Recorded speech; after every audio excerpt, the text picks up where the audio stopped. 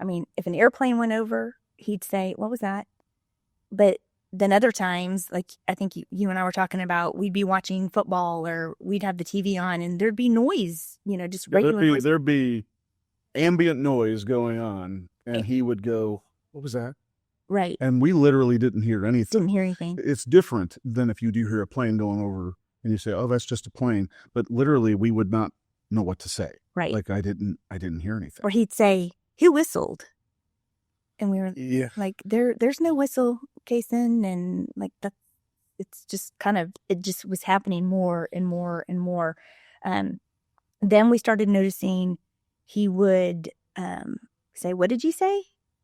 Like I would be in the kitchen cooking dinner and he'd be in the TV room and he'd be like, "Mommy, what'd you say?"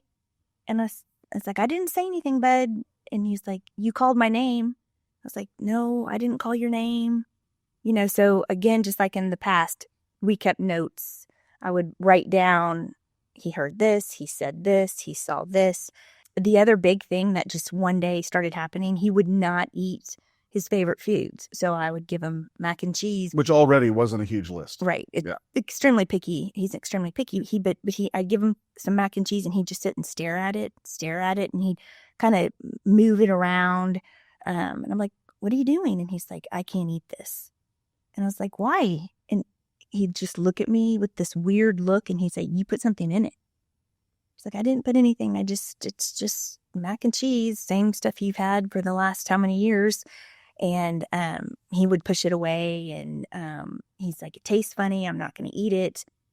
So all that together, we go back to Dr. T and she increases his Zyprexa, which is one of the antipsychotics he was on. Mm-hmm. He was at a pretty decent dose of that. He was still on the lithium. He was on other medicines too, but all these hallucinations with the amount of antipsychotic he was on, and he was about 9 and a half. 9 years old. Yeah.